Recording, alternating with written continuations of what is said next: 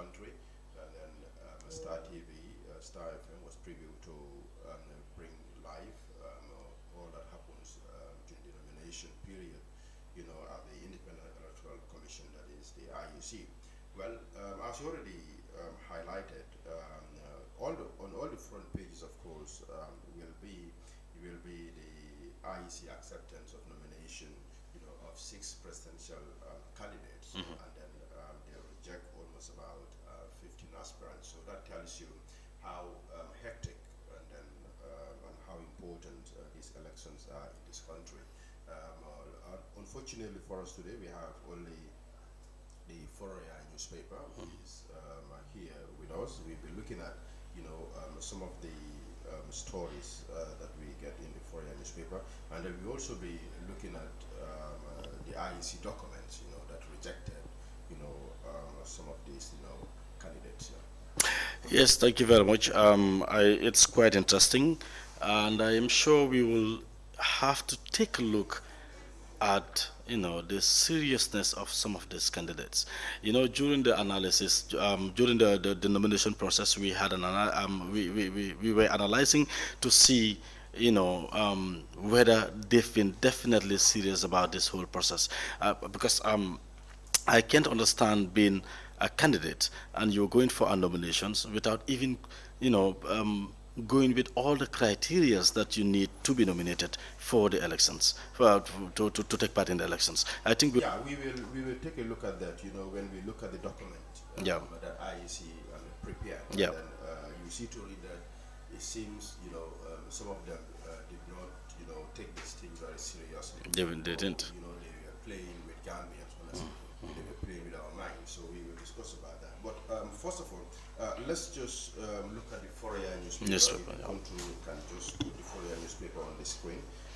We've seen on the Fourier newspaper where the IEC accepts a nomination of 6 presidential candidates, and then they rejected 15. That's the main story Yep. on the Fourier newspaper. We've also seen Gambia, Sierra Leone waive residential permit for their nationals. It's also available on the Fourier newspaper. And then Gambian breeders to host national ram show. We've also seen China, Gambia signs 1.2 million Dalasi Economic Technical Cooperation Agreement. And then we also see 8 Gambian journalists graduate from migration reporting fellowship.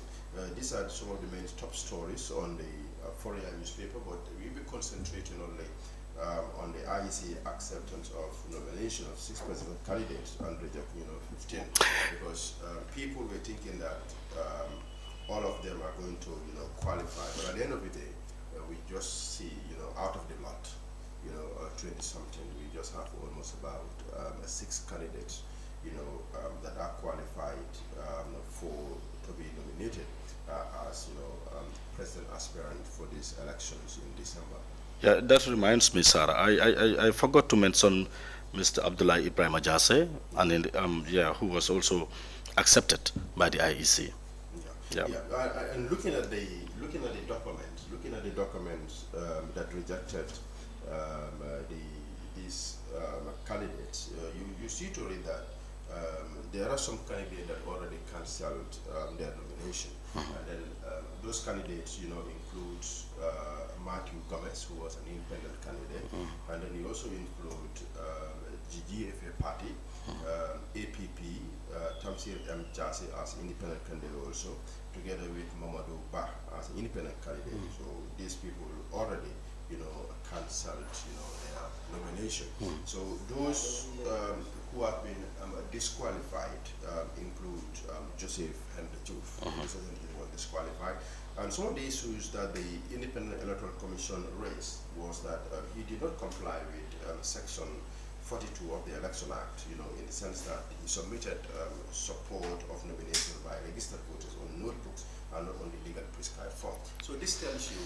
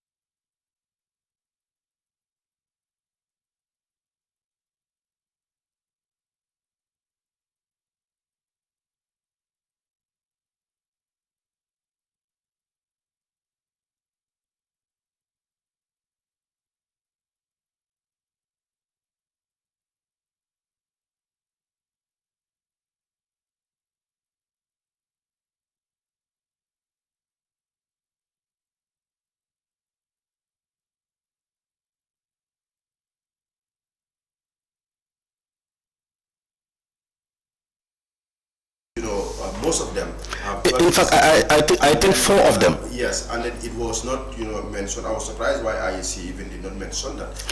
IEC did not mention that, but Yes. by listening to what Marisol says, she was taking that as an excuse. Even Papa Fall has a dual citizenship. Yeah, but she's taking it as an excuse. But Gambians are aware of the document. Okay, Gambians listen and watch Ali Mohamed die. Read the reason why the IEC disqualified, rejected Marisol, which are these 14 that I just mentioned here. In fact, I contacted her myself yesterday. Okay. Marisol, I contacted Marisol. I couldn't get her on phone. I sent her a voice note, and she replied me by saying, "Lipsy, please call this number." And then she gave me a number, one Dr. Lord, for all schedules. So I called Dr. Lord. I couldn't get Dr. Lord. I sent Marisol a message back to say, "I've been trying to call this number you gave me, but to no avail." I think to have Marisol in this show would have been good, so that she can shed light on some of these issues. Well, just to be reminded, this is the breakfast show, and my name is Shege Lipsy. I'm together with Sarah Kamara, but we will be joined by Jacqueline and Fatu later on the show. Yes, to take a look at other candidates. Yeah, other candidates include Alaji Mamadou Kurang. Was an independent candidate, and then for him, he was also rejected because he submitted nomination forms in the name of an unregistered political party, namely GYC Change.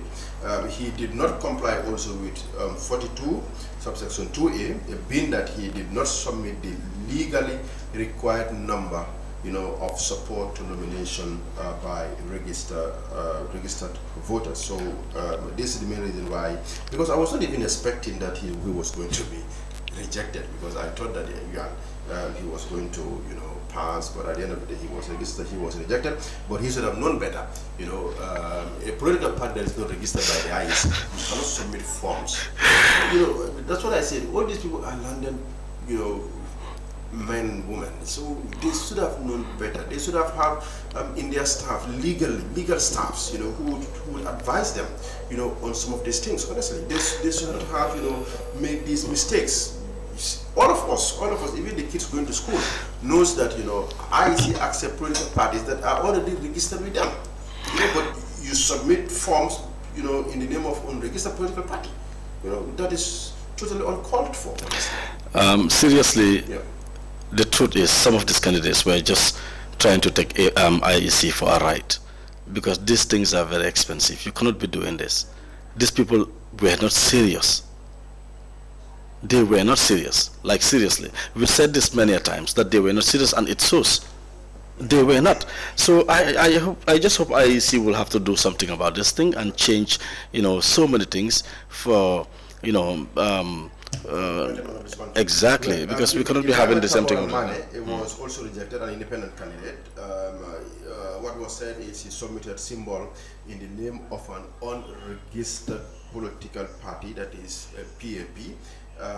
He did not comply with Section 42 of the Election Act, being that he submitted support of nomination by less than 5,000 voters. So he was also rejected. So it seems that most of them, they have in common.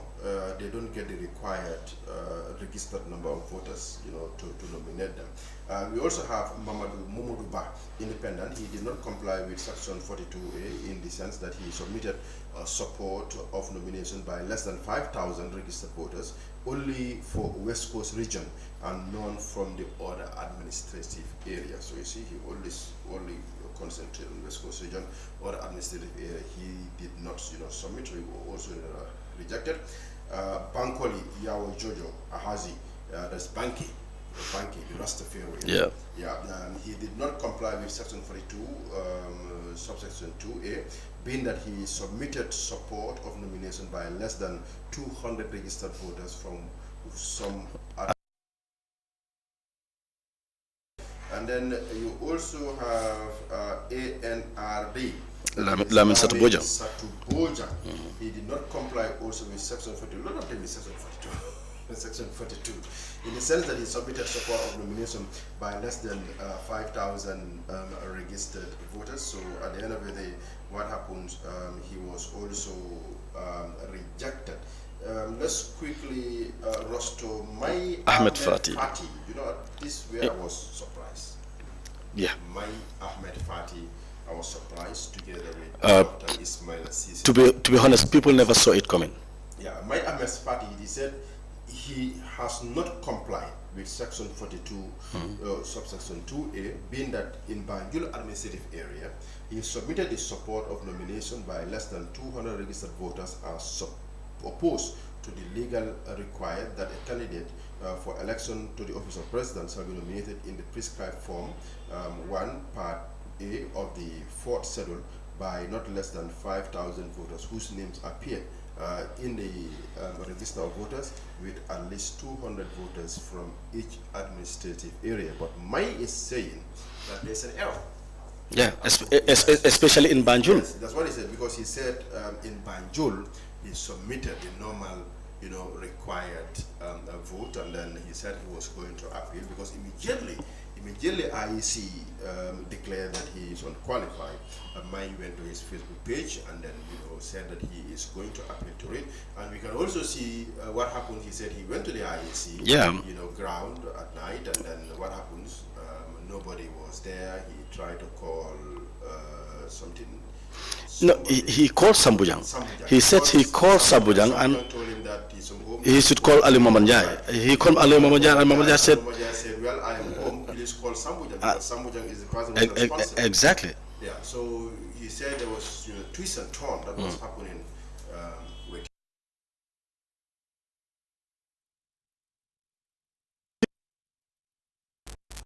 Would do such a costly mistake by saying he did not submit the required numbers. I did not expect IEC to do a costly mistake, but some people have known IEC of making mistakes. Yeah. We've seen during the previous elections, the mistakes that they made, and I think that we warranted, the former president to say exactly. I have to stay in power. We have to recount, or we have to go back to the ballot box. Judges have to be put in place. So I think I don't expect them, because they've learned a lot, from the elections. So I don't expect them, to make another costly mistake. Mamadi K.S. Kamara, who is an independent candidate, he was also rejected. He did not comply with Section 42, being that he submitted support of nomination by less than 5,000 registered voters. He did not comply with Section 42(3) of the Election Act, that he did not submit a declaration contained in the relation. He also did not comply with Section 42, subsection 7 of the Election Act, that he did not submit his asset declaration on legally prescribed form. He did not submit his code of campaign ethics, and thus not complying with Section 92 of the Election Act. So he was also rejected. That is Mamadi S. Kamara. And then CA, Dr. Ismail Sisa, they said he has not complied with Section 42, subsection 2A, in that in Banjul administrative area, he submitted the support of nomination by less than 200 registered voters, as opposed to the legal requirement that the candidate, for election to the office of the president shall be nominated in the prescribed form 1 Part A of the 4th schedule by not less than 5,000 voters whose name appeared in the register of voters, with at least 200 voters from each administrative area. So his problem was also in Banjul. So here in my party, they have a common problem. I think they said they're going to appeal. Yeah. Well, Jacqueline will bring us more about that. Yeah. The other candidate we need to look at is... Let's look at Ghana. Ghana, Sheikh Tijan Haidara. Sheikh Tijan Haidara also, Section 42. Section 42. All of them, most of them, is Section 42. That in Banjul, and we said again. Was in Banjul and also in Mansa Konko area, he submitted the support of nomination by less than 200 registered voters respectively, as opposed to the legal requirement that a candidate for election to the office of the president shall be nominated in a prescribed form 1, Part A of the fourth schedule by not less than 5,000 voters whose names appeared in the list of voters with at least 200 voters from each administrative area. So Setijan Haidara Ghana also was rejected. We know that Setijan Haidara was in alliance with Jammeh, and then what happens? Jammeh moved to GDC and wanted Setijan Haidara to join the GDC. Setijan Haidara refused and then went on his own, and then GDC with Jammeh, they went in together. But right now we know that he has already exactly come on that. We know that he has already affiliated himself, approved, endorsed, another candidate. And then we also see Aliu Sow of GAP. GAP is a very, very funny situation because for GAP, we've seen their leader, Bachili endorsing President Adama Barrow. He said he did that personally, and whosoever want to follow him can do so. Okay, now we will see Aliu Sow, who is he going to endorse GAP? Which candidate is GAP going to endorse? But we know that they've been disqualified. They said the nomination of Aliu Sow is hereby nullified by the Independent Electoral Commission due to the fact that forgery Was detected. Forgery has been detected on the support of nomination form. This is classified as an offense in section 102A of the Election Act.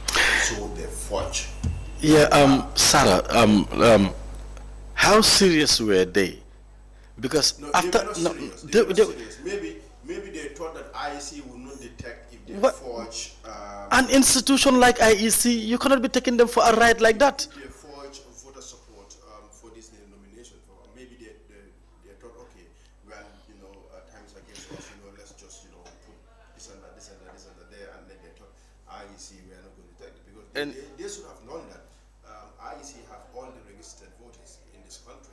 So any registration number that is already there is already in their system. Obviously. Yeah, so Obviously. you don't afford, to make Obviously.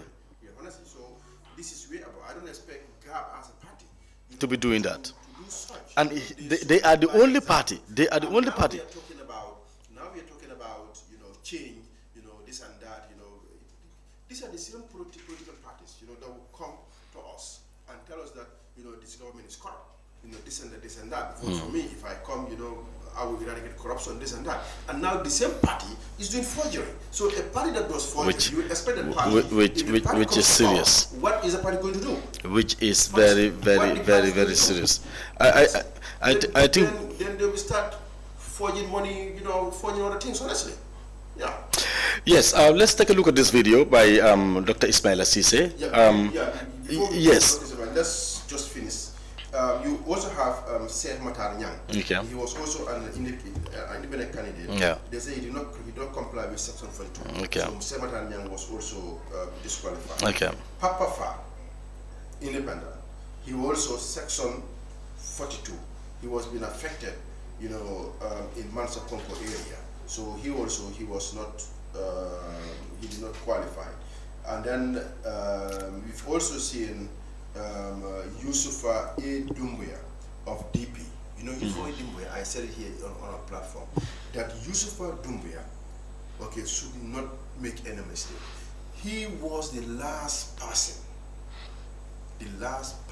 to be nominated. Exactly. So there should have been no room for error for him. He should have done all his work because he knows. Yeah. He knows because he has been following things. That's what I am saying. Exactly. So for him coming last and then making mistakes, oh my God, honestly, he also was, affected with Section, 42. He has not complied with Section 42, being that he submitted his support of nomination by less than 5,000 registered voters, as opposed to the legally prescribed number of at least 5,000 registered voters. So he was also, disqualified. So those one that they accepted was anyway. Usainu A, M. Usainu Dabo, duly nominated. Mama Kande, Duly nominated as well. Nominated as well. PDOIS Joy Halifax Babukar Salah, duly nominated. NPP Adama Barrow, duly nominated. Esa Mbai Fall, independent, duly nominated. NUP Abdullah Ibrahim Jamme, duly nominated. So we have 6 right now running for the presidential elections. Thank you very much, Shara, for taking us through that. It's important that we remind, Gambians about some of these candidates that were rejected and some that were accepted, 6 of them. I wanted to ask this question, Sarah. Apart from Esam Baifal, an independent candidate, which other independent candidate have you seen organizing a rally, talking to Gambians? Well, looking at the independent candidates that I've seen here, I haven't seen, many of them, because I've only known of Esam Baifal, who has been going door to door, organizing rallies. Banki also did that. Banki also at the buffer zone. Banki also had a rally, at the buffer zone also. Yeah. Maybe you also have a rally at other venues, but I don't know of Yeah. that. But I know that Esam Baifal, together with Banki, have been mobilizing, talking to Gambians, about their interests, to run. I'm not even surprised that Esam Baifal has qualified, because for him he's a landed person, and then he knows what to do. He knows, what will make him to be nominated. I was following his nomination. Watson Gambia put it on social media, when he was at his house with the wife. Yeah, I saw the video myself as well. And then, how he was jubilating, with his wife and his fans, That was interesting. Anyway, what we'll do is we'll go for a short break, and then when we come back, we'll say this in the local language, and then followed by another break before Jacqueline will come to give us what she has. We're going for a break. Jërë ngeen jëf, ñu demal benn break, then after ñu dellusiwaat The Breakfast Show.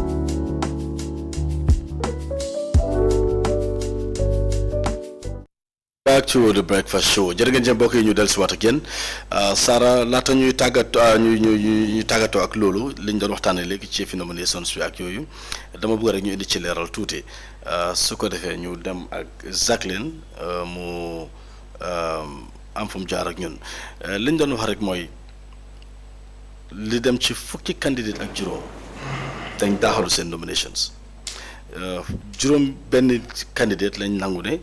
ñoom mun nañoo taxaw ci jongante bile pour seek for the presidency ci li nga xam ne moo waral ñu reject 15 candidates yooyu mooy fukki candidate ak juróom ku ci def ab njàngat di nga xam ne ñii duñ woon ko serious wala ñun sax lañ bëggoon a yàpp parce que li tax ñu reject leen ku ko bàyyi xel ku nekk di nga xam ne ñii defuñ seen homework ba pare ñoom seen boppam leeroon na leen ne dinañ leen reject parce que fiñ sukkandiku woon. baaxut pour ñoom te xamoon nañ ko. well xam nga man waxoon naa ko sa ci jamono bi nga xamante ne ñu ngi doon def lii di live coverage.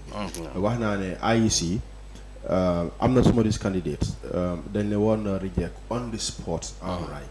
ok candidate yu demee ni ñoom Marisol. yow you are already aware. yow wax nañ la ne lii ak lii nga war a andi. right waaye andiwuloo loolu. dafa mel ni yow yaa ngi foyee IEC bi. yaa ngi foyee Gambia just xoolal candidates si ñaata lañ woon almost 26. yeah almost 26 mu am ñi nga xamante ne ñooñu moom ñu ne ñoom demuñ nomination. dañoo bàyyi dañoo dem support. waaw ok ñooñu ñu bàyyi. ñi nga xamante ne ñooñu dem nomination. dem na ba 21 ñu jël 15 si ñoom ñi nga xamante ne. ay si ñu ne ñii meeting criteria si. ay forgery ñeneen ñi amuñ nomination li fin ba pare ëpp si doole yëpp. moo nekk criteria of nomination forms yi ñeneen ñi jël notebook. notebook di ci binda. di ci binda.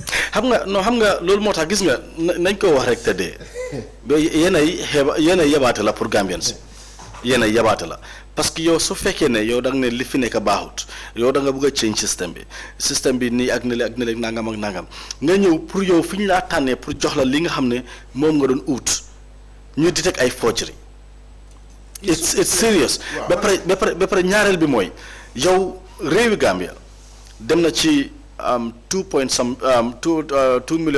million plus léegi yow ñu ne la pour nga bokk ci jongante bi le pour ñu mun laa nominer 5000 voters nga nit pour ñu defit la. kon ñii suñu laajte woon gars ay 10000 wala. non fan ngay dem because yow 5000 nañ la laaj ba pare si 5000 bi sax dañ la ko yombalal dañ la ne 5000 bi region bu nekk at least am fa 200 yow mënuloo matal loolu ngay laaj réew moo xam ne dem na ba 2 million plus.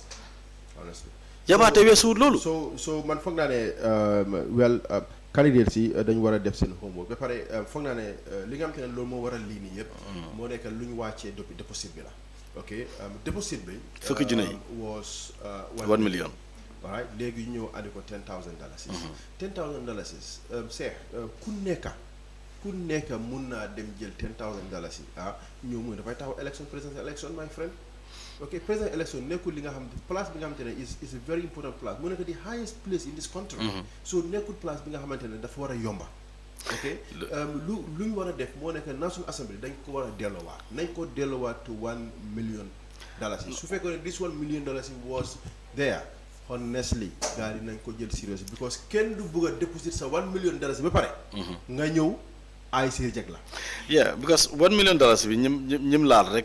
1 million am na ñim laal 1 million bi ñim laal mooy su fekkee ne yaa ngi bëgg a register a political party that's $1 million because a political party ngay register but soo bëggee taxaw as an independent candidate yow deposit rek nga am pour def joxe da ngaa ñëw ci béréb bi ñu war laa nominate nga génne sa $10,000 fukki junne ne man teg naa ko parce que loolu lañ la laaj pour ñu mun laa nominate waaye su fekkoon ne next election su ma gisee ma taxaw non man garaawut su fekkoon ne $1 million bi 1 million même bu dee political parties ñu ngi leen laaj $1 million pour ñu form a political party independent candidate sax ñu ne ok léegi pour deposit bi sax in fact léegi pour avoid loolu noonu deposit bi ñu ne at least da nga need 100,000 at least da nga need 200,000 or in fact yeah ko xaaf rek ñu xaaf ko No, hit na sax ba tey because biñ ba tey sax hit na soo ko xaafee dinañ dafa share because jógee from 1,000 dem ba 500,000 but at least 200,000 deposit at least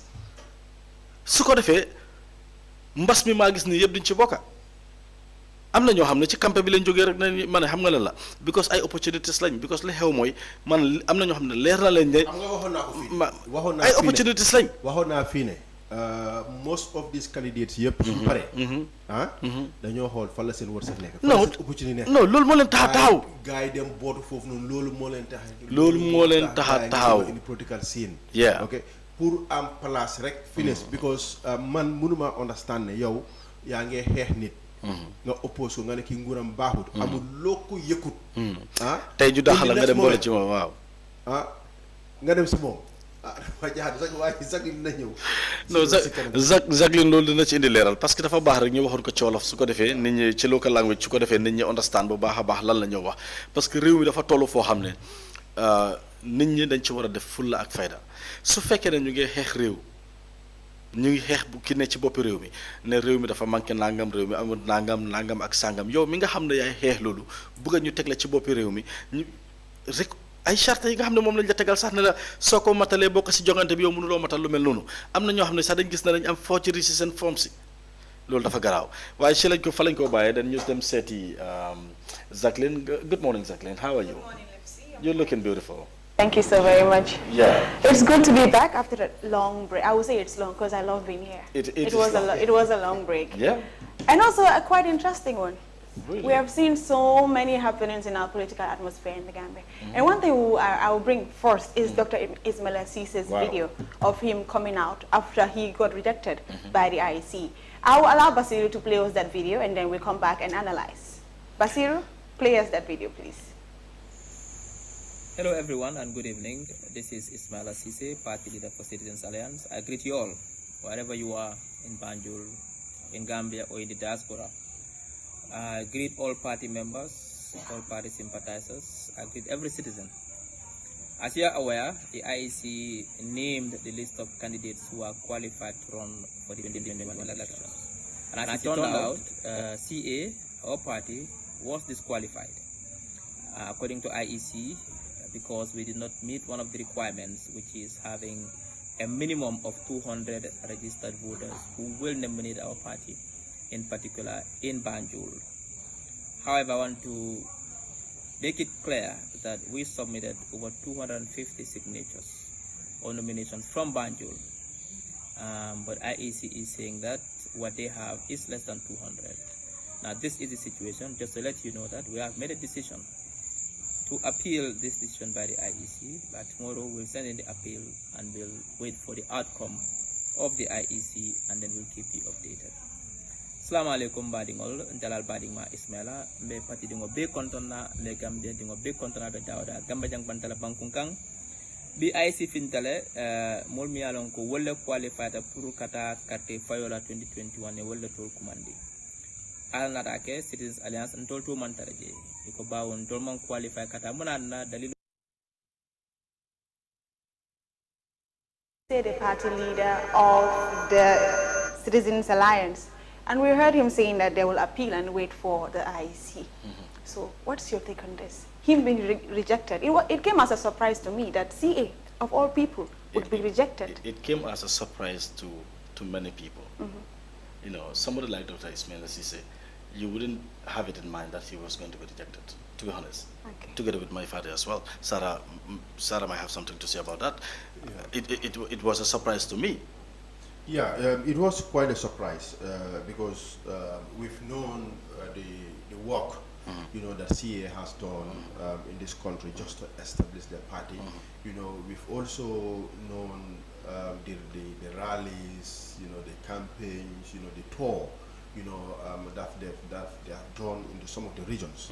You know, for me, for them to be rejected based on nomination of voter list, you know, I'm really surprised. Definitely. Honestly. Definitely. I don't think whether it's from IEC or whether it's from them, but I know that IEC will also not make a mistake, you know. IEC would cross-check before they reject anyone. But I think they also have a right to appeal.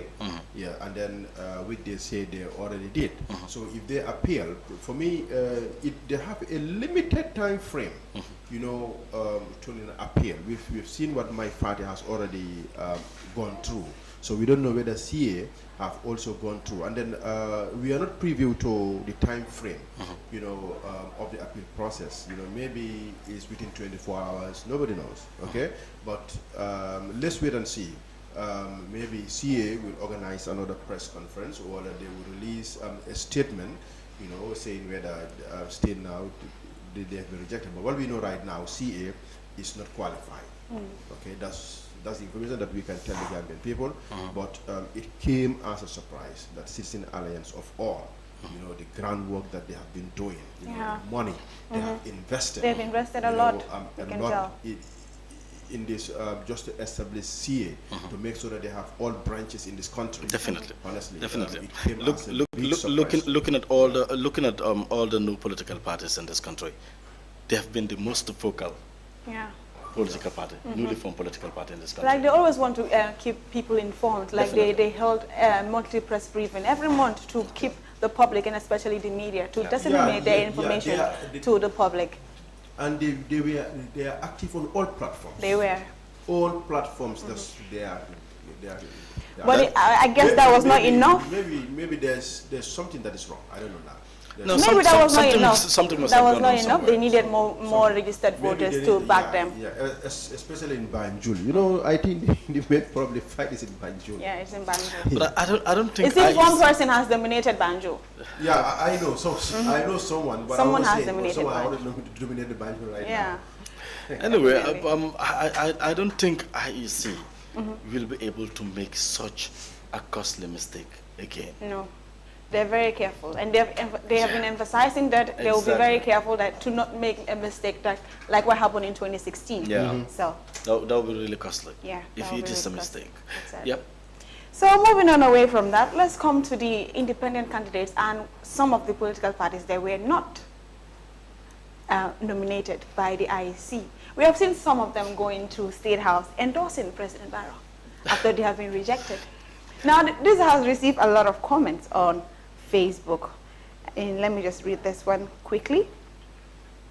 Now, this one from Pamodi Job says, I'm completely confused with this mess so-called patriotic politicians make.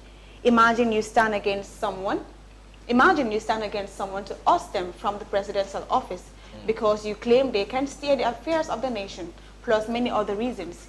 You claim to oppose him. You have some that you were in a similar crusade with, now you are disqualified. Instead of joining your colleagues to decide to join what you have been fighting against. Let me come. I really pity Gambians. When we're gonna have the Gambia at heart, we shall continue to suffer. Now what this person is trying to say is, you were fighting against something, to end something, and then now you're going hand in glove with that same person.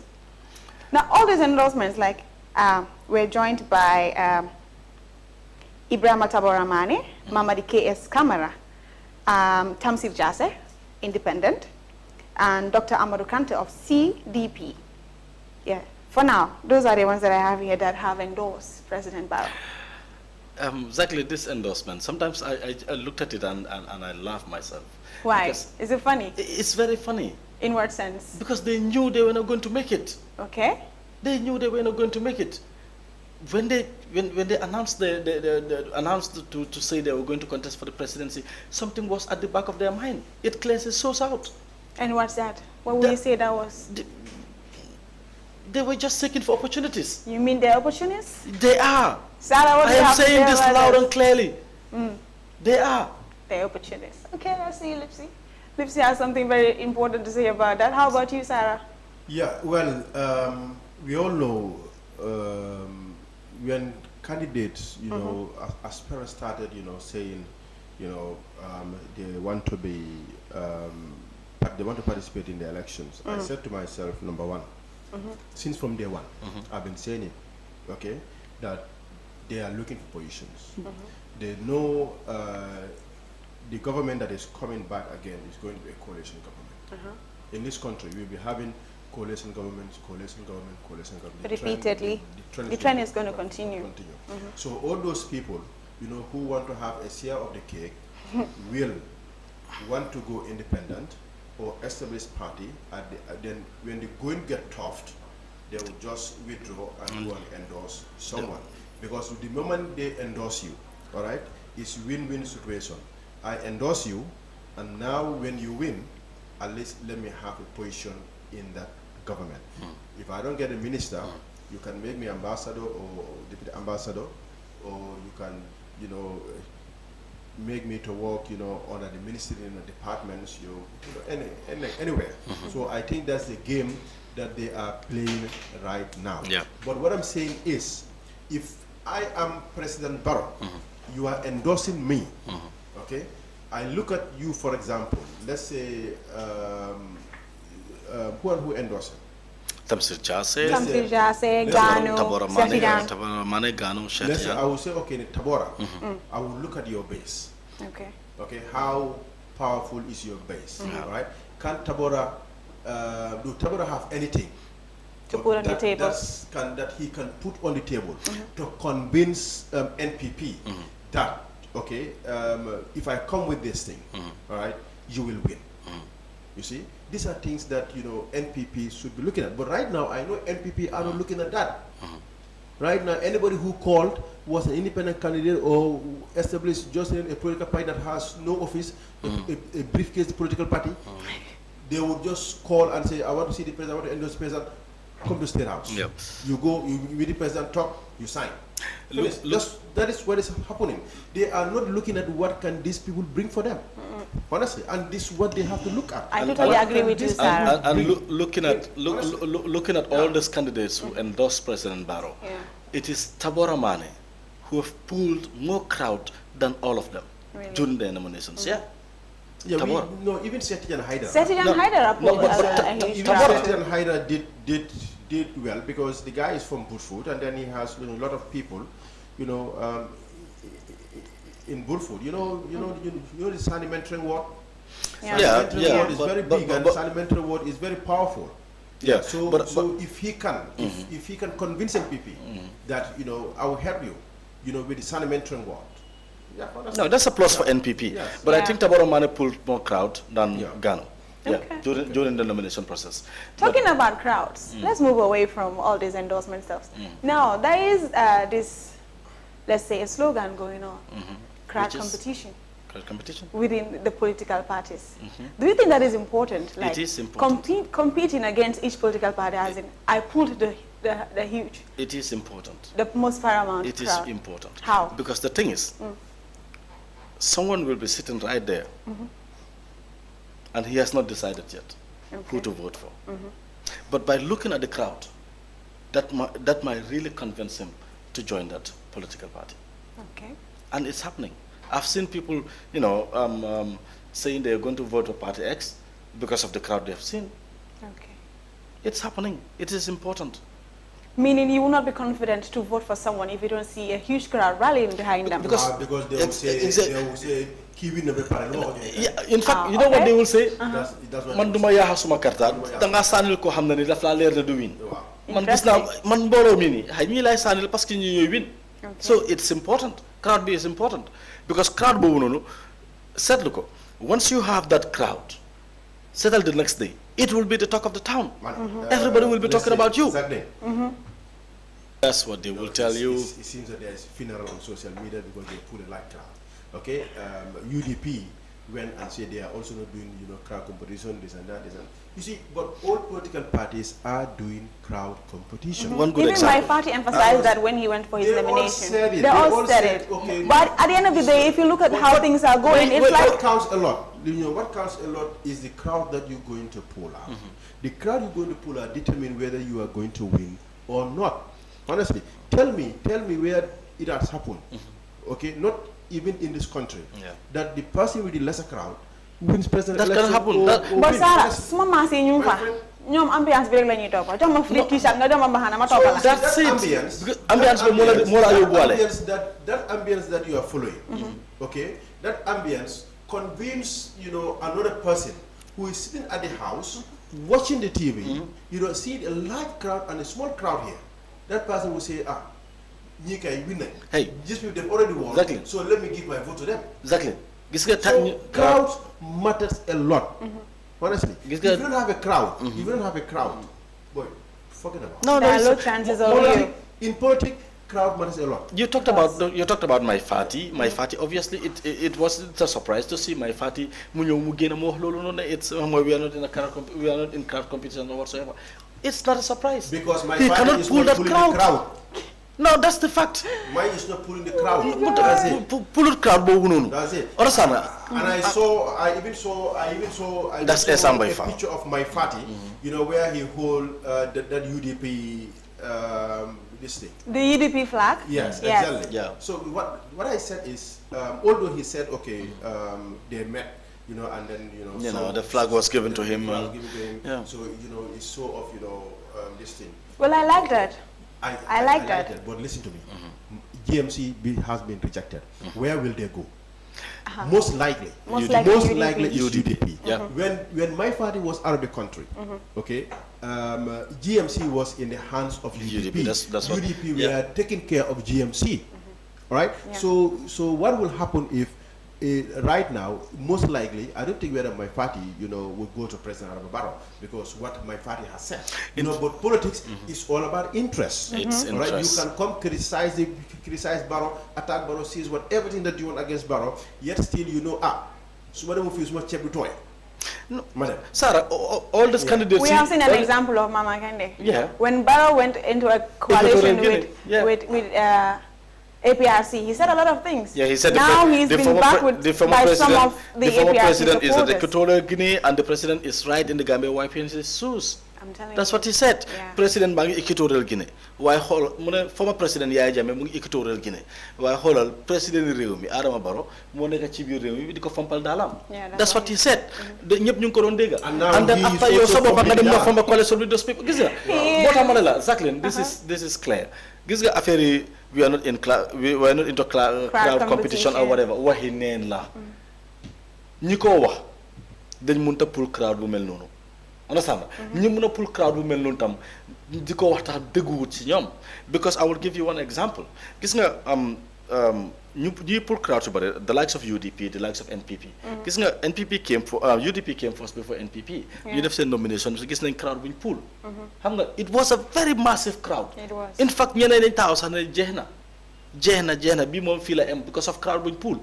The crowd will mun na la win elections. Then bu NPP ñëwé. Then bu NPP ñëwé. We have a long way to go. Let's listen to what they have to put on the table. Let me just finish this. Then bu NPP ñëwé ñu gis NPP tam ñu pool crowd bu tollu non ci dayo. Understand? Then dina am ku tok ne he fogon na ñi def nañ ñi dé waye crowd bi tam su ko defé nak falal na ñi di togué ne kon nak election bi dina xumba. Parce que NPP pour crowd buñ pool ak UDP crowd buñ pool. Lool moy waral ñi tok ne non deug affaire ci dina né ndax affaire ci digënté NPP la ak UDP because kenn ku ci nekk am nga mbolo bu mëna win elections. We are living in one of the most interesting times in the history of the Gambia. Yeah. Like this is the one of the most interesting elections that we have ever had. Yeah. Which is right. I agree. What else do we have?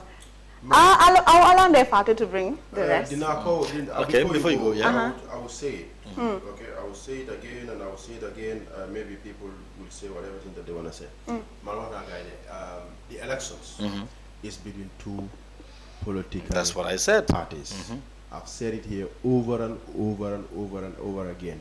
It's between the UDP, Ousainou Darboe, NPP, Adama Barrow. Battle of the Fetus. Unless and until they prove me wrong December 4th. Yeah. Nice. What if suñ amé an alliance like DOI, PDOIS, CA, and then and Esambay Fall? Well, I don't see that happening too. You don't see that happening? I don't see that happening at all. I've seen a poster, I've seen a flyer. People are talking about and they label it as the dream team. The dream team. That's what they want. Yeah. That's what the people want. But I don't see it happening. Yeah, why? I don't see it happening. Why? Because I don't think Halifa Sallah will go into a coalition with anyone, because he made it clear that DOI is not going into a coalition with any political party or independent candidate. Just to change the image of the presidency. No, yeah, just to change the face. What he wants is a system. Yeah. They want System system change. If the system you have matches their system, obviously you can have they can have their own belief, they have their own ideologies, and they think if you want to come in coalition with them,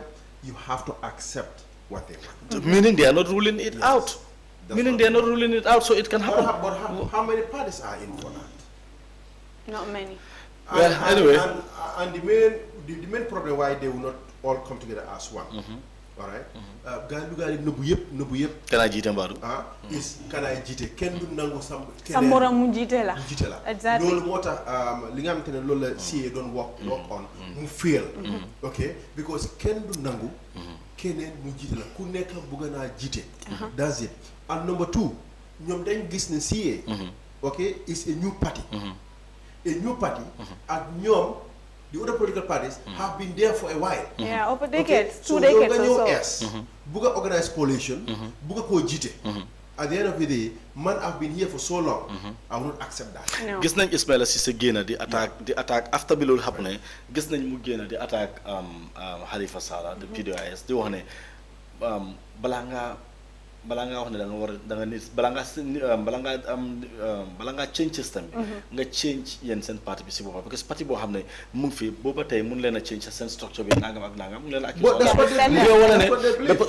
mu ngi wane ne Halifa ak Toy bëgg nañ nit ñi di leen uyu si saa yi ñu oote ñoom waaye suñu leen ooyee ñoom duñ uyu ci so mu ngi leen a wax loolu waaye gis nga bi ñoom seen coalition bi amee problème kon loolu moo laa woon ne Halifa kon xam na bu baax lan moo tax bokkutoon ci lu mel nii parce que gisoon na loo xam ne moo ko wan ne ko lii du continuer moo tax ñoom Halifa daaxuñ ne duñ form ak coalition with anybody dañ ne su fekkee ne ñoom liñ gëm muy ay charte ak ay doxalin ne moom la ñu war a doxalee ci réew mi pour wéy ci pauvreté ak yooyu yow li nga bëgg ak li nga gëm yi méngoo na ak loolu den mën nañoo dem into coalition bi ci yow moo tax nekkoon ne dañ rule out ne ñoom demuñ coalition ak kenn ku ci mel ni docteur Ismaila Ceesay ak Aïssa Mbaye Fall ak together with den nga boole fa Halifa Sallah soo gisee nit ñi di wax ne it's a dream team xëj na foog na dañ believe ne them coming together will make a good government. Exactly. It will bring system that's what change. Like think. A lot of things will change in the government. In fact, I agree, but then we don't see that coming. I agree. It's politics. Let's see what's going to happen. Anyways, thank you all very much for having me. That's all I brought for you. And before I go, I would like to leave a message, which is we are approaching the December 4th polls. What I would like everyone to know is to vote wisely.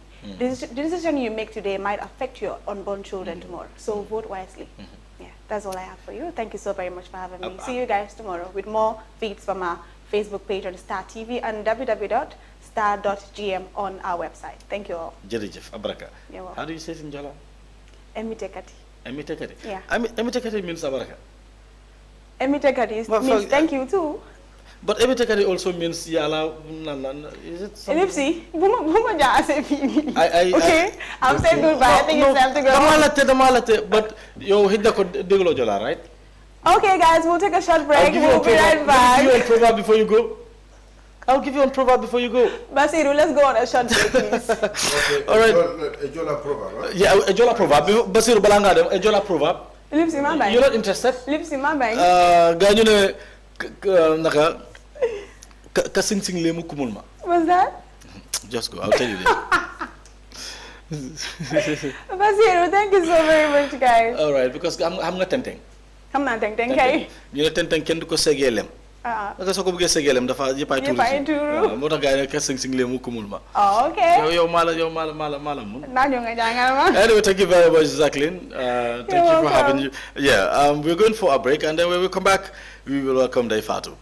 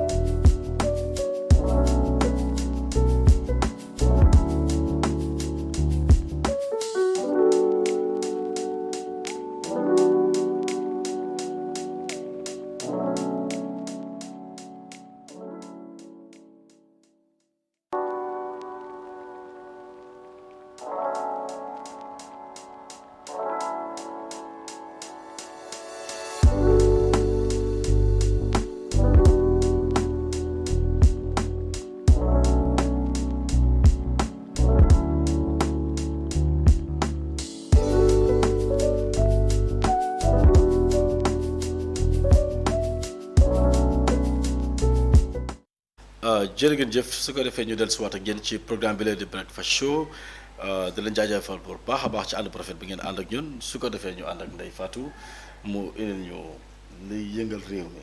gis nga good morning Gambia di leen di nuyu yéen ñëpp di la nuyu di nuyu suma Ebul MD Mr Sara Uncle Lamine ak Cheikh Gueye aka Lipsi Ndel Fondong. Ndel kan.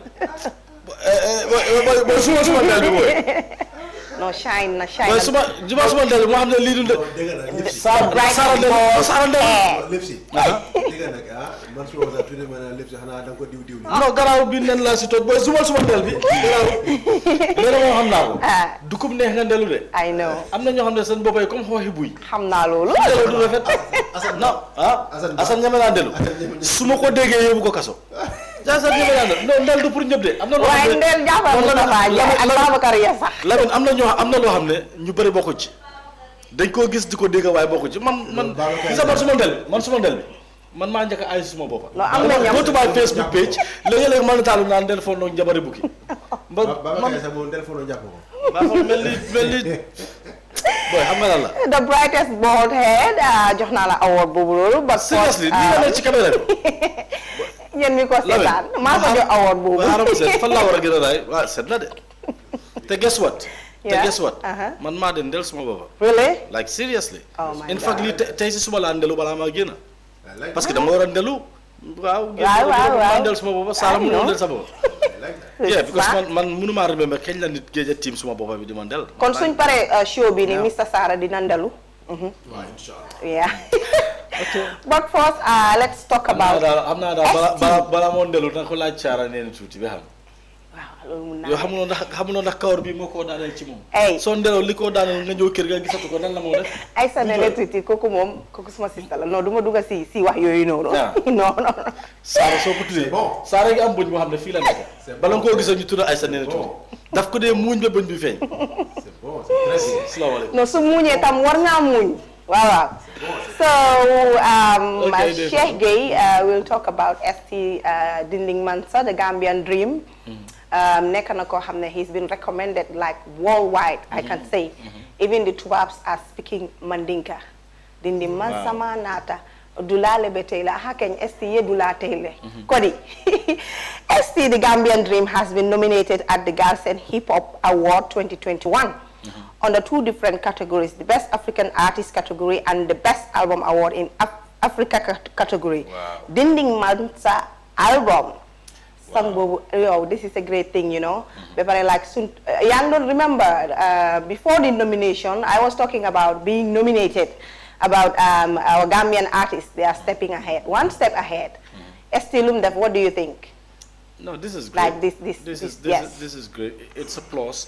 In fact sax lii du yëfi tey foog naa ñun waroon nañoo mën a am nominees bu yàgga because they've been definitely doing good ba pare bu yàggul rek ci gis nañ Gambien dem Sénégal jël fandam indiwaale ko ci yëfi wrestling ak yooyu noonu so boobu benn la ñu ngi ko célébrer bi léegi so suñ gisee beneen artiste ndaanaan keneen ku mel ne ST ñu nominate ko loolu foog naa loolu it beneen ndam la ñaanal ko si yàlla rek mu jël raw waaw su ko defee mu indiwaale ko but tamit ñu wax si fan si bu baax a baax Gambia si boppam especially Gambia but because this time around lii nekku nekk suma fans la ak all suma fan it's about Gambia the whole country so man lu ma foog like each and every individual ñu try ñu votal ST ñu support ko bu baax a baax show some love and all that su ko defee mu mun a indiwaat back ndam bi fii good luck to naka ST Brikama Boyo and you know what ST Community Foundation 1 million tree ST dafa ibi ST the Gambian Dream has launched his foundation te loolu something else la and then ST's Environment Inactive Award has been coming months and years he will be working with his foundation to support 1 million tree loolu du caaxaan yow est ce que xam nga loolu ba pare before I talk about this xam nga lu ma like this nowadays because ñii dafa nekk yoo xam yes 1 million trees initiative yes that's huge because ST so gisee mu def li am na lu Gambian si di face rather deforestation forest bi fu nekk nii gaa ngi dog taati garab yi like pour nga mun a dox sax ba nga xam ne like dugga nga si ba nga feel ne because forest Cheikh Gueye soo si duggee da nga yëg ne yaa ngi ci forest même suñu takkee sa bot bi the breeze the scent of the trees daf dee utee ak soo nekkee si capital bi ngelaw gu tooy gu neex bu neex a neex exactly rabi animals si mun a enjoy and all that nekk fa tourists si boppam it counts. na baax na sax because ñu ngi fight climate change. exactly ñu ngi climate change. waaw it's good waaye fan la gars yi di commencé lii fan lañ commencé di jëmbat garab yooyu la. yow léegi tey di whole country la so amut start. ok waaw dañoo jékki-jékki rek di. not jékki-jékki come on sa bunti kër bi. waaye yan façon garab la gars yi di ji. as you can see soo gisee like si picture bi it's like a palm tree. palm tree it could be yes. yaa ngi gis xob yi. ok su ma mënee wax yaa ngi gis. xanaa kay yëpp du nekk palm tree rek de am na ñoo xam ne mu nekk kanja. am na kanja yow super nga dama yow. am na ñoo xam ne nag mango la ñu jiyal leen. and he's working on. Well, it's a good thing anyway. Very good initiative. waaw ba pare and surprises for schools and foundations. like mu ngi motivate xale yi pour ñu gën a study gën a jàpp seen bëgg yi. because one thing I know about man lu ma foog suma own concept about music. is about like encouraging the young ones understand and motivating them. rather than ñu nekk di beef bi nag xorom la si man I like beef at times. su fekkee yëfi music la dama dee bëgg a xam nga lan la. daf dee yëngal kii. pour mu def leneen. beef bi mun naa am waaye nañ bàyyi waxuma like am na kenn ko fi saaga. waaye bëgg naa loolu nga analyse si bu baax a baax wax ak ndaw yi comme like buñ dem go further. when it comes to beefing loolu mun na moo am waaye like bum sori daal. yeah am nga loolu sax dinañ ci wax dara parce que fu mu nekk am na kees boo xam ne bëgguñ ci sori bu baax. waaye dinañ ci indi ay waxtaan tuuti. parce que gis nañ issue ba am diggante Rapa Fall ak attaque. yes man Rapa Fall just suma gannaaw la dëkk rek di Pakunda. Rapa Fall suñ jarbaat la you know but li ñoo wax rek mooy nañ béf but am na foo xam ne jarul mu àgg fa.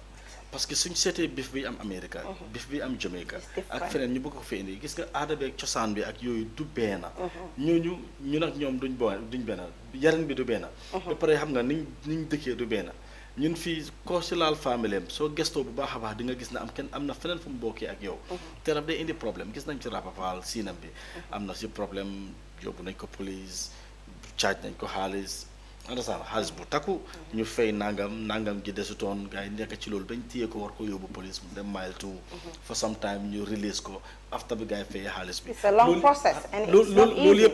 loolu yëpp waruñu fa woon a àgga. ba pare I would love to say this as well am na benn bés dama dem ci koñ bi. ma dégg kenn ci ñoom muy explain naan ñenn ci booyam yi. ñoo doon koñ di Pakunda. ok di explain na ñenn ci booyam yi ñoo doon explain di wax ne waaye bés bi sax. xam nga problème boo am nii ba ñu yóbbu ko police is good lii baax na parce que lii soo si génnee dafa tax nga gën a xam nga because gis nañ fi ngay jël exemple ñoom naka la sénégalais artiste bi tuuti demoon jail. Ngaaka Blindé. ñoom Ngaaka Blindé because gis nañ Ngaaka Blindé dem na jail. génn si jail bi rek ne tël tàkka. waaw am lu bari waaye ndax loolu noonu yow mën nga faa jaaree ba tàkka ndax loolu jig na la. ku nekk ak sa own way. exactly niiduloo pour dem jail. pour nga génn tàkka. ak lan moo la fa dugal. niiduloo in fact ak loolu la moo fa mënti dugal. you don't have to go to jail. nga jógee jail. to be a better person. yeah you don't have to do that. yes kenn ñaanul yàlla mu dem foofu noonu soo fa demee tam soo fa génnee nekkal a better person then you have life ahead then you forge ahead. but du da nga war a dem foofule nga génn pour mun a am lii. that's not the way. te nekkul dëgër fit. ñu ngi wax gars yi rek ñu ngi wax xale yi rek ne they are doing good. xale yi star lañ mun nañu woy trop but let them make good use of their career. buñ toppa am advice si ñëw. non bif bi moom baax na si. baax na ci bif bi baax na ci trop. bif baax na. what I would say is well xam nga in other countries. ak fii the environment is different. okay ñun yéen am na nu ñu ko gisee. because xam nga ñun bif di saaga. ñun fii saaga. dañ ko ayal trop saaga baaxul. ok especially so su fekkee da ngay saaga waajur jàmbur. alright because ñun in society bi nga xam ne foo lay nekka ñun suñ society dañ cëral sa waajur. trop. soo demee in other countries. ñooñu they don't care da ngay gis benn tubaab sax xale bu ndaw mu ngi saaga yaayam mu ngi saaga baayam. yooyu di wax ne raytam la. waaye ñun fii nii si society bu ñu nekka si normes social values lañ am fii nii. dafa tere yooyu noonu so foog naa am xale yi su ñoo bif guy muna your beef, you know, in a very civilized manner. Yes. So nobody say bugai beef. Because man dama dey like beef. Beef dafa ne. Wow. No haram la sa music. Yeah. Wow. So let them beef civilizedly within ñoomi neen, even suñu sagante sax na nekk within ñoomi neen. Okay, buñ ci boole keneen. Okay, within just ñoomi neen gars def gars seen beef. Affaire bi jeex xam nga. comme bif bi ngeen ma fi bif rek. Simple. man bu yàggut bif ngeen ma fi. ñoo ngeen tudda suma ndel bi. xam nga soo téyee ndeli nit ki di ko tooñ ak yooyu noonu gis nga loolu non it's not a problem gis nga soo jëlee a country like America. ak Jamaica gis nga foofu market bi dafa yaatu boo xam ne. pour nga pénétrer am na benn façon market boo xam ne pour nga pénétrer ko foog nga saaga foog nga bif foog nga def lu ne in fact sax am na boo xam ne foog nga simee ko def nekket. ñaata yoon yaa foog loolu am. doo ko mën a use fii. non mënuloo ko use. Yeah, doo mënuloo ko use. because soo ko usee fii nii. you will not have a career. you people will not listen to your music. but even foofu noonu. dafa am seen songs yoo xam ne nii. soo gisee ñu play fa explicit moo laa woon ne you cannot play that on air. because radio edit bi rek ngay play. these are explicit songs you cannot play them.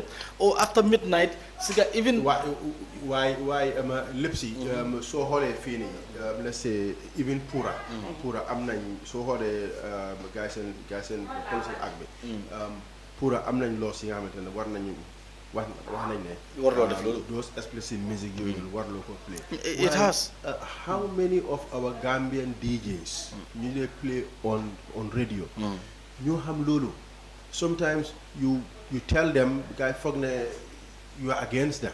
Right? Because am na music yi nga xamante ne xale yi they shouldn't listen to it. dëgg la. yow mënuloo toog yow ak sa doom. you are in the car. nga tune radio.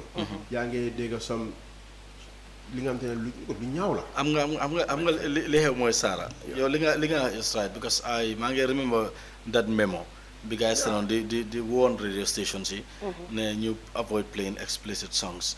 Because soo ko defee at one point if my memory can serve me well they were saying ne mën nañoo revoke sa license for doing something like that but xam nga that's a problem in Africa especially in the Gambia because am na des DJs yoo xam ne believe you me they will be playing songs yoo xam ne ñoom seen bopp xamuñ lan la woykat bi di woy there are words you don't even know the meaning especially gars yi like a patwa and stuff it happens in 2005 wallaay in 2005 surtout patwa songs yi man dama dee rus sax let me say this in 2005 I went to Dakar maa ngi woon Top FM I went there with Fafadi in 2005 Fafadi man la Fafadi ak Fatana ak Sidi we went to Top FM ñu ngi doon play because they were interviewing me on reggae music ak music in the Gambia for 1 hour then extra 1 hour they want me to play maa ngi doon play ñoom ñëpp a ñëw dugg si biir studio because time boobu maa ngi play reggae music ñëpp di déglu but callers yi doon call dafa am this word bi nga doon use ndaw ji I just cannot say it on TV. Yes. Understand? I know. da ngaa ne boy bii nangam lay doon bii nangam in Sénégal maa ngi si radio programme dama doon ba ci kanam ma gis ne it was not the only false caller. ñëpp ñu nekk because this is what they believe dañ believe ne su tàngee rek mooy mu nangam. waaw. I had to stop the music I was playing. Yes. After I started play instrumental. Understand? And I was chanting on this instrumental. di leen won ne la xam nga di leen explain ne nangam ak nangam. gis naa nit ñi di kool di ko wax parce que su tàngee wala mu neex rek dañoo foog ne nangam la ba dama bëgg ñu waxtaan parce que xëj na ñu ngi ko wax te xamuñ lan la miin lii ngeen jégal ma xëj na dama bëgg mu leer moo tax dinaa ko wax waaye nangam ak nangam lay tekki te du amul yar amul teggin pour nit di ko wax especially ci radio seen na ko nit ñi bàyyi in Sénégal in 2005 so loolu moo ñu dee dal fii nii da ngaa gis nit ñi di play songs yoo xam ne xamuñ sax lan la ngeen. especially Jamaican songs yi. xamuñ lan la léegi man su ma toogee ngay play songs dafa mel ni nit ki mu la xas sax. They don't even listen to their playlist. No. Because DJ yow loo war a def you have a playlist. Playlist bi nga xamante ne yu da nga ko programme before you go to the station. Playlist bi nga xamante ne déglu nga ko xam nga anything la mos na you know about those songs. ba pare lu dee nekk di main issue in Gambia fii nii mooy ne amul benn radio station bu la wax ne am na producers. Right? Normally as a DJ you should get a producer nga am sa playlist nga submit sa playlist to the producer mu go over your playlist mu gis ne is clean de programme yi right waaye fii yooyu produce yaay def lu nekk yow daal as far as song bi dafa hit more. am na som sa gars xamul ne there's a radio edit version. loolu laa la wax ni ko moo tax ma ne la. Yeah. even in Jamaica ak America mi ñoo wax ne xam nga fala bif bi sampee baax ak yooyu noonu ñooñu sax dañ am edited version for radio. ak ba pare ñu am explicit songs that you cannot play on air especially during the day. They You need can to only know get them that. from the internet. You cannot have waaye that. dafa am suma maas yu cannot mel have ni yenn DJ yoo xam ne xamul they know nothing about that. am na ñoo xam ne like duñ dee listen to the song and understand what they are saying loolu da nga ko war a xam bu baax a baax kii lu mu wax lan la tekki if you don't know ask balaa ngaa dem di ko play fekk man dañ la jaxase bit si sax.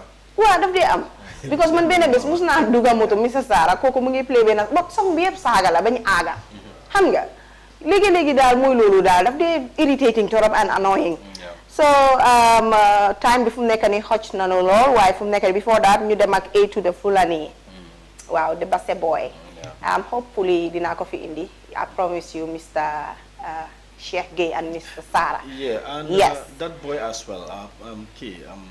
Hussein Dada. The last time, Hussein. yes Yeah. last week lañ ko waroon a indi but Yeah. because of this nomination so ñu cancel ko but he'll be back dina fi ñëwaat daal so A to the Fulani has been nominated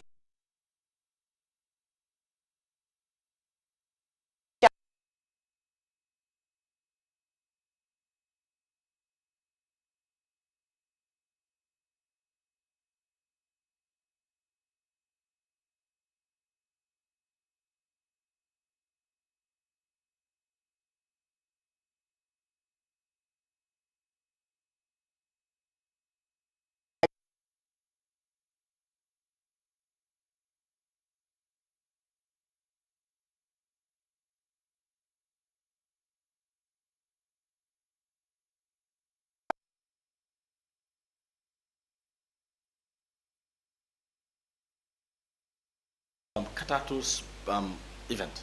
yes Katato's T-Smalls, yeah.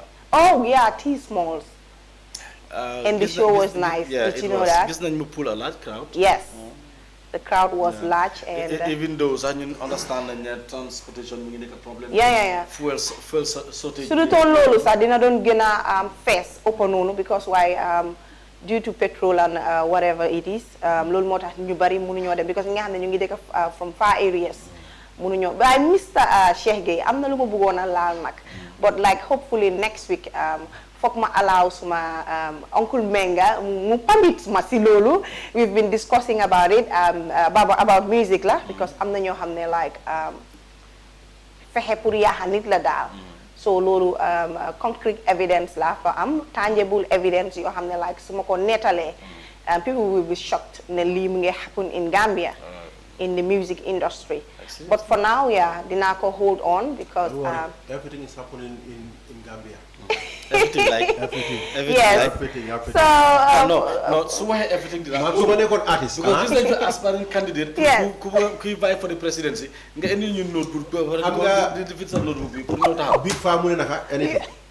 anything Everything. Man damaa ñëw everything. mbéga waxuma dëgg taxaw ne dama bëgg a nekk président nga am forme Everything, pour fiil ko pour ñëw sobbi sa forme bi nga def ko sa notebook nga bind ko ñëw teg ko kon kay gis nañ anything wax na dëgg kay that's the limit of anything non fu mu nekk Mr Anything waaw just balaa moo dem rek. time is against us. Yes. ñu wax ne coach bi. coach Tom oote na 25 Scorpions for Dubai camp. yeah pour seen test game bi against New Zealand.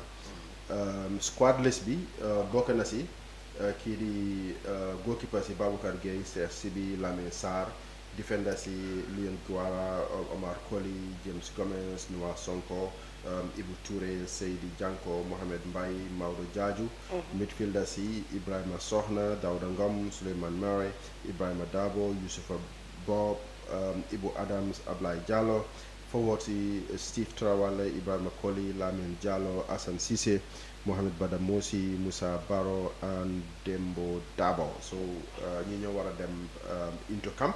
We all know we have a friendly November that is 16. Lii daf ñu prepare pour suñ xam nga rek continental AFCON bi gannaaw bi nga xamante ne ñun si groupe bu ñu nekka bu ñu war a commencé in January 9 ñun suñu groupe bu ñu nekka is against Tunisia, Mali and Mauritania. Yeah, so they'll be getting out very soon. It's good guy am that training camp because I'm the first time go nga play the Africa Cup of Nations is good. Is good. Why man they need to be prepared. Luma wax gis nga Africa Cup of Nations bi it seems ne Gambia did not even qualify. Nothing is happening. Which is serious. Discussion, the ambience, waxtaane ko, even companies. Companies are not coming forward. There should be money. Definitely. There should be money. All right. We all know that. Okay, President Mijohena 1 million. That is personally from his pocket. Yeah. But President, dafa wara sas. Dafa wara sas all department, all institutions. Ne dañ wara génne nangam xaalis ñu sponsor boys yi. Definitely. Honestly. Definitely. Why the organizing committee, you get them from door to door, kid to kid, is stressing. Honestly, every company is your obligation. Because they couldn't make noise, There's no noise, nothing. It seems Gambia did not even qualify. Yeah. Honestly, someone told me, boys don't qualify at the wrong time. But when it's fake on the time Jamel. No. Right now, something like but they should do something. Yeah. They should do something. Promotion with the they should go to all media houses, all social media. They should talk about it. Raise funds. And banners everywhere. Make sure that institutions are committed. Let there be a commitment. I guess we need to engage. Just while I'm qualified in Peru. Yeah. Yeah, I could remember that. Peru was great. Hey, over. Peru. Yes. Why right now AFCON is greater than Peru? Exactly. Nothing. It's serious. Serious. Yeah, and that reminds me because sports it reminds me. Ndeye Fatou, da nga wara congratulate Sarah. Yeah. Yeah, because Sarah gis na. Ba pare bu mu waxee Peru am na lu ma la like normally am na yenn feejal xaaral rek. Okay. No waxal ba pare. Normally am na yenn fans yoo xam ne like war nañ leen boole si lii su ko defee gars yi demaale support gars yi. Non dañoo dem fans xam nga daf dee cool like ngay play gis sa nit ñi like su fekkee lu tuuti la sax like 5 or 12 sax baax na. Fans dañoo dem. Ba pare and again. Provide t-shirts. The Gambia Deaf team. We're crowned champions. Yeah, they did wonders. They did well. They did wonders. Fata nañoo wax loolu noonu. And they're the champions. Maybe tomorrow we'll talk about that tomorrow, and we'll try to engage GFF as well. To see how far they've gone. Ak yooyu noonu. But finally, because time xoj nañu fu mu nekk. But before that, what did you want to talk? Yeah, I want you to congratulate Sarah because Sarah dafa bokk Latrikunda FC. Oh. Yeah, football team. Latrikunda United. Yeah, Latrikunda United. Oh, really? Congratulations. I don't know as what. I don't know as what. As what? As Assistant Secretary General. Assistant Secretary General. Yeah. All right. But Sarah, can you play football? Congratulate. I don't play football. No. It's sports. Okay, next time we'll talk about it. We'll talk about that. Yes. Anyway, thank you very much. That does it for this edition of the Breakfast Show. Till we come your way again, ñu gërëm leen bu baax a baax. Ëllëg inshallah dinañ jël si waat again ci beneen programme yi Breakfast Show. Jërë ngeen jëf.